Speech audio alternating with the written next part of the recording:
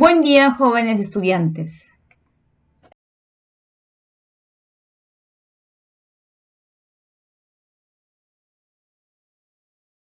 El día de hoy, en el curso de Cívica, haremos un repaso de los temas que hemos visto hasta el momento en este tercer trimestre, tanto de la semana 1, 2 y 3.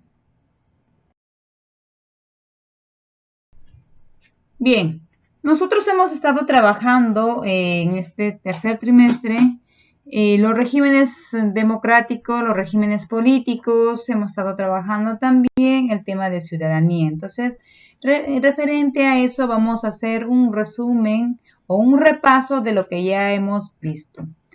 Empezaremos hablando de los sistemas de gobierno. Ya hemos visto cómo funcionan los tipos de gobierno, por ejemplo, el gobierno absolutista, el gobierno o un gobierno democrático, o también un régimen autoritario, totalista, ¿no? Ya eso lo hemos visto finalizando el segundo trimestre y también empezando el tercer trimestre. Bien, esta oportunidad les planteo un ejemplo de un sistema de gobierno, en este caso alemán, en la cual se practica una democracia parlamentaria. A ver, vamos a comparar con lo que más conocemos, que sería el Perú. ¿En el Perú se practica la democracia parlamentaria? Pues no hay una democracia parlamentaria. Más adelante vamos a señalar qué tipo de democracia es la que practicamos en el Perú. Aunque ustedes ya, chicos, ya lo saben porque lo hemos visto la semana pasada, este tema, y ustedes saben qué tipo de democracia hay en el Perú. Pero para hacer recuerdo, vamos a señalarlo nuevamente. Bien, miren esta imagen. Aquí, de acuerdo a la democracia parlamentaria, es el canciller el jefe del gabinete. Comparando con el Perú, el jefe del gabinete, ¿quién es? Es el premier, ¿no? El primer ministro, pero en este caso no, es el canciller. Y el canciller es elegido en este caso, ¿por quién? Por el Congreso, por eso denominamos democracia parlamentaria. El Congreso elige al canciller. En el caso peruano, al primer ministro, ¿quién lo elige? El presidente, porque es un cargo de confianza, ¿cierto? Y en el caso alemán, no. Esto es elegido por el Congreso. Y además, el Congreso representa a los partidos políticos. Y ya sabemos que los partidos políticos, por esencia, representan ¿a quién? Al pueblo, ¿cierto? Bien, este es el tipo de democracia parlamentaria que es típica en Europa, ¿no? Y en este caso Alemania. Estoy presentándoles un ejemplo específico para que puedan tener conocimiento y ver cómo, en qué se diferencia con el nuestro.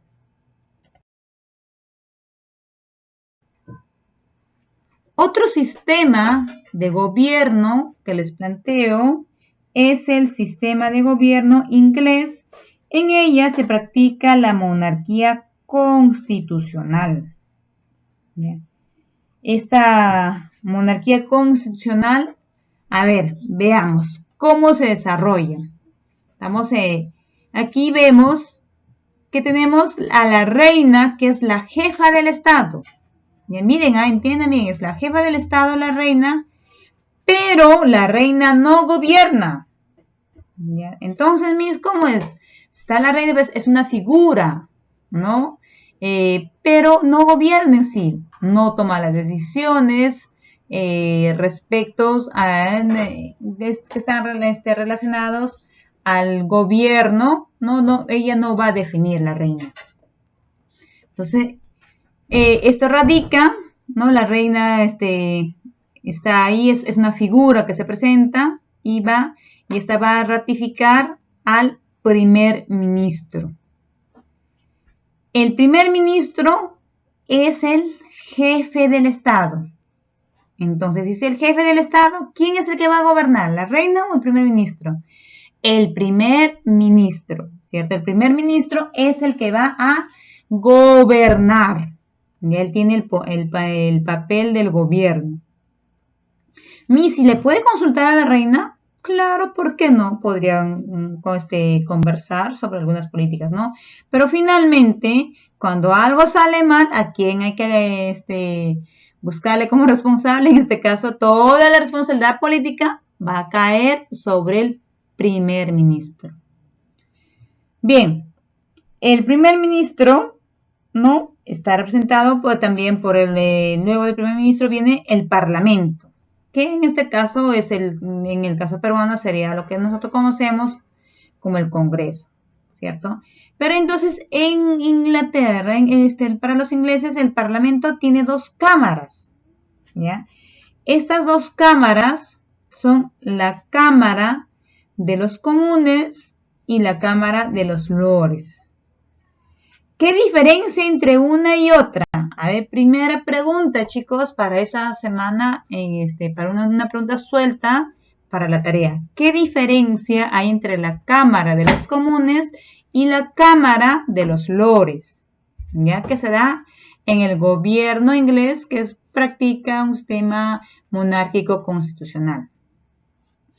Miren, además, el primer ministro elige a la Cámara de los Comunes. A ver, por aquí ya más o menos les estoy dándoles una pista para esta tarea que van a desarrollar, chicos.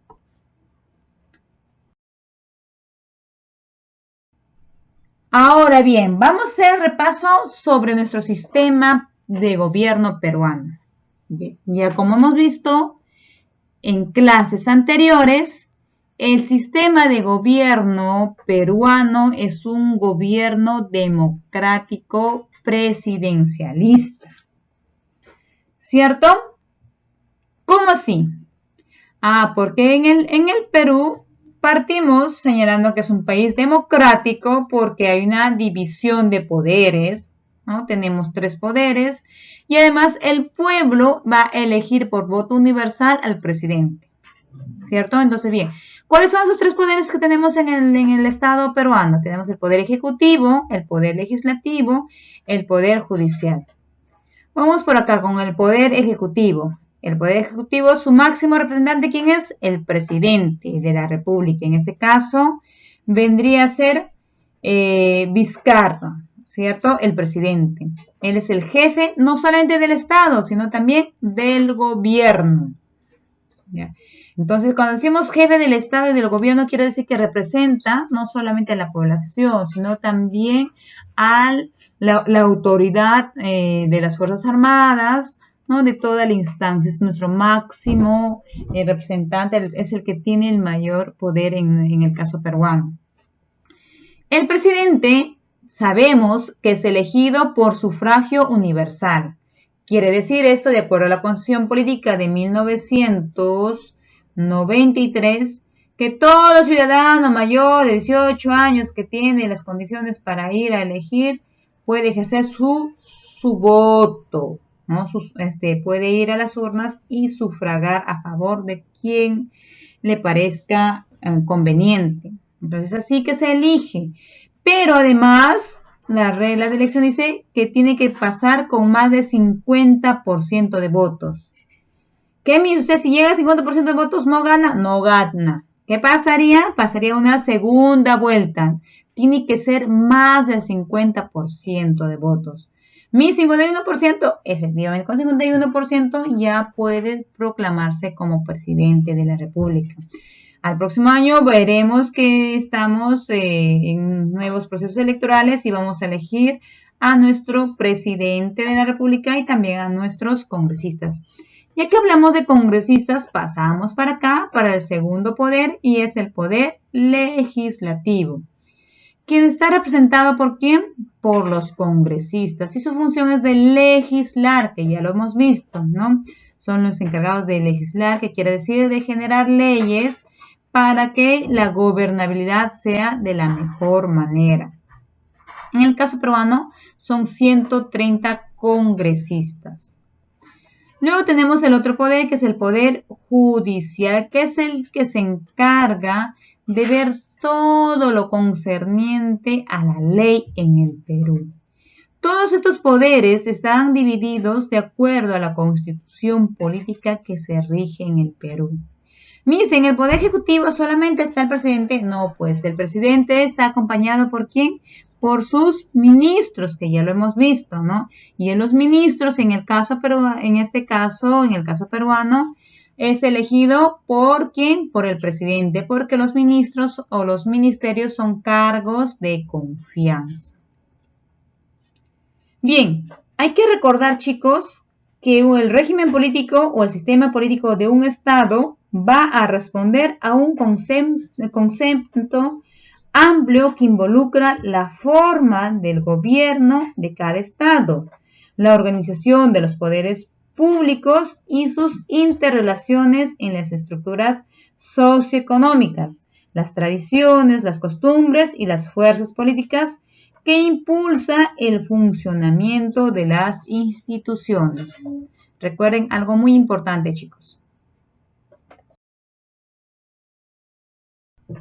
Bien, ahora vamos a ver el otro tema que hemos visto, ha sido el tema de la ciudadanía, ¿no?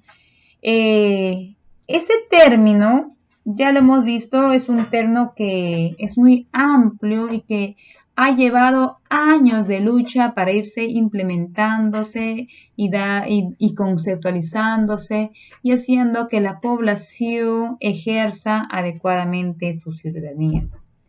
Recordemos que la ciudadanía implica derechos, deberes y seguridad. Vamos por lo primero, derechos. Siempre a nosotros se nos ha dicho que tenemos derechos, pero debemos de recordar que no podemos hablar tan solo de derechos si no establecemos o no hablamos de los deberes.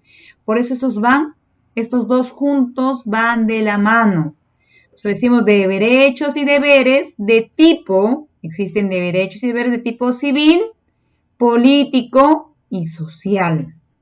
No existen, no está separado, no dice solamente los derechos, hay de tipo de civil, de tipo político, de tipo social. No dice ambos. Ambos van de la mano. Y si nosotros como ciudadanos no entendemos esta relación que existe entre los derechos y los deberes, estamos mal.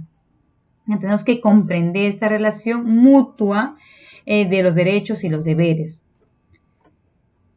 Por ejemplo, los derechos de tipo o los deberes de tipo político estos se van a reflejarse o se van a visualizar en la participación ciudadana. Y la participación ciudadana se va a caracterizarse por una democracia plena, ¿ya?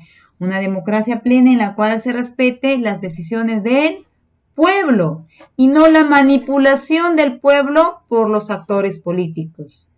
Recordemos que en la democracia, como en el caso peruano, que practicamos una democracia, se tienen que respetar la decisión del pueblo, porque el pueblo es el que elige a sus autoridades.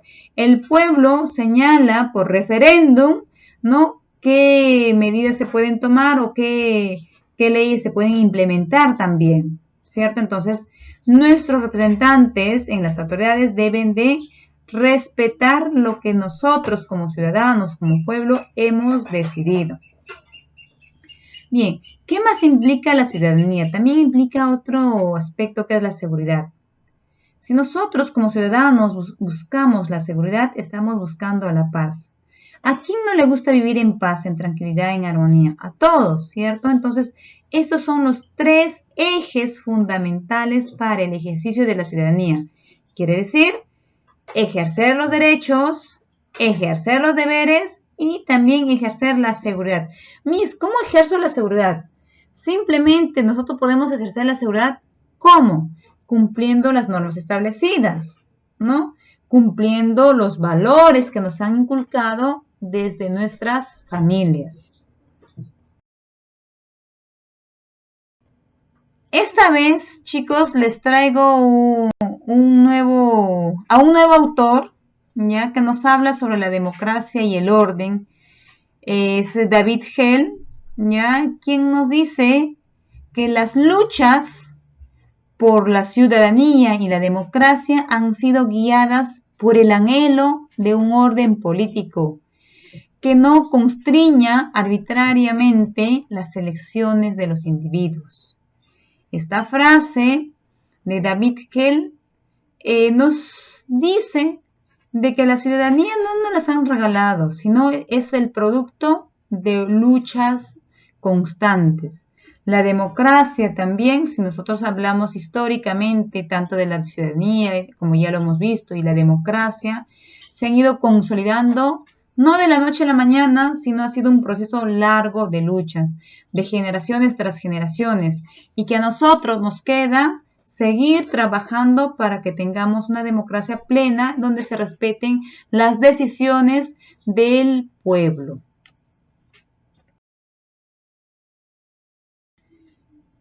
Una vez más, voy a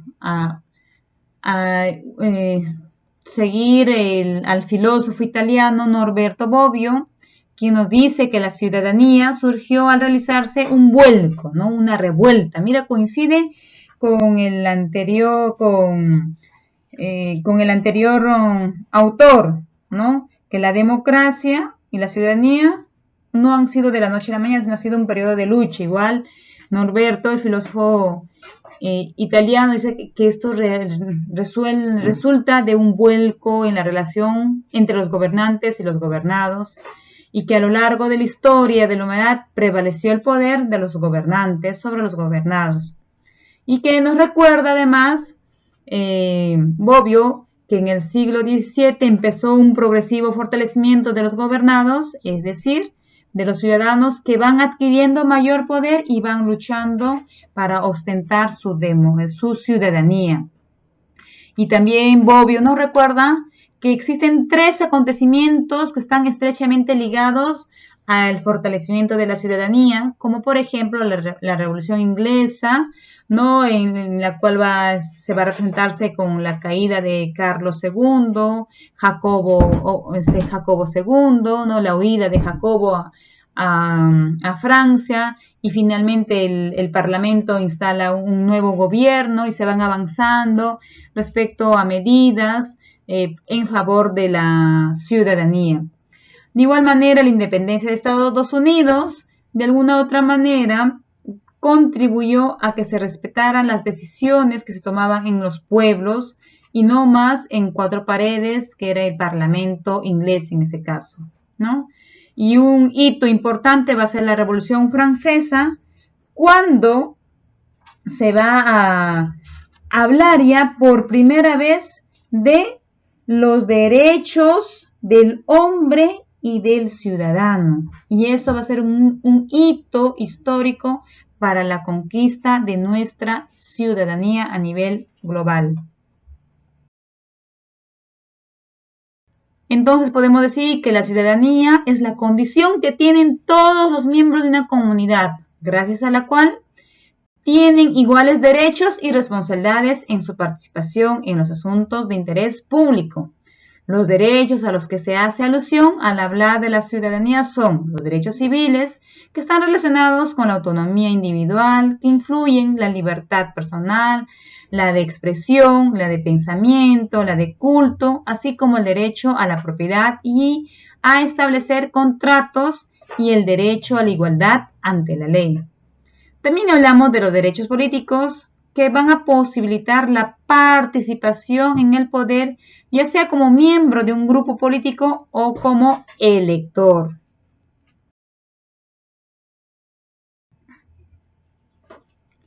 Recordemos que los derechos sociales están relacionados con el bienestar material, como el derecho a la educación, la seguridad social, y la noción de ciudadanía apareció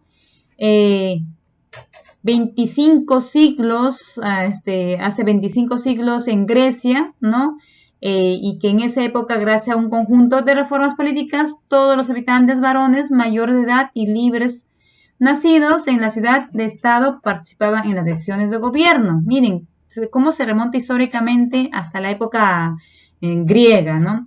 Sin embargo, los derechos vinculados a la noción contemporánea de ciudadanía fueron obtenidos en procesos históricos más recientes, desarrollados a partir del siglo XVII, que ya lo dijimos, que es la Revolución Inglesa, la independencia de los Estados Unidos, y la Revolución Francesa. En nuestro país, la ciudadanía plena todavía es una tarea pendiente en amplios sectores de nuestra población, tradicionalmente que han sido marginados por el Estado, ¿no? Marginados desde el Estado. El ejercicio pleno de la ciudadanía es una condición para lograr una verdadera vida democrática. Por eso invoco a que ejerzamos nuestra democracia y nuestra ciudadanía plenamente. De acuerdo a la Constitución de 1993, ¿no? En su artículo 30 establece que son ciudadanos los peruanos mayores de 18 años para el ejercicio de la ciudadanía y se requiere la inscripción electoral y con esta inscripción en el registro electoral se recibe el documento de identidad que acredita que eres ciudadano, el famoso DNI. Según lo estipulado, el ser humano es un sujeto de derecho con plenas capacidades, responsable de asumir sus deberes. ¿Se dan cuenta, chicos? Cuando hablamos de derechos, siempre está de la mano los deberes, no se olviden eso. Por eso que todo ciudadano tiene la nacionalidad, que es el vínculo jurídico de pertenencia de una persona a un Estado.